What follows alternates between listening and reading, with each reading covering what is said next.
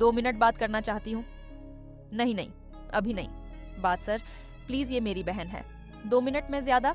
निकाशा दीदी, आप यहाँ इस शहर में मेरा एक घर है, वहाँ कभी भी जा सकते हो। रह सकती हो तो उस घर में तुम आराम से रहना।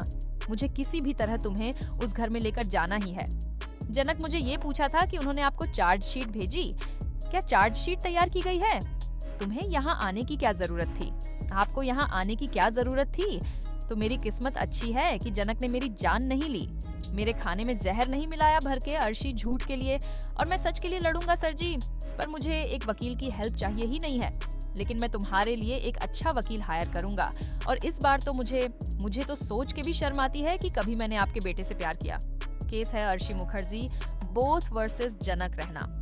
और मैं अर्शी मुखर्जी, अभी तक आपने इस सीरियल देखा कि जनक को कोर्ट में ले जाया जाता है।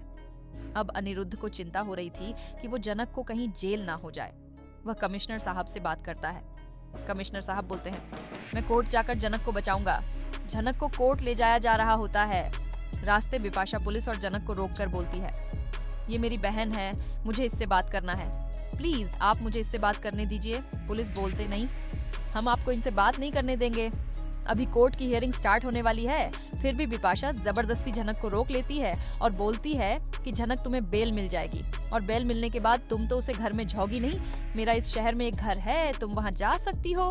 अब जनक को एक बिपाशा के जबरदस्ती करने पर जनक जाने के लिए मान जाती है। अब बिपाशा मणिमन सोचने लगती है, किसी तरह मैं जाना को उसे घर में भेज दूंगी और उसे आदमी से मुझे छुटकारा मिल जाएगा।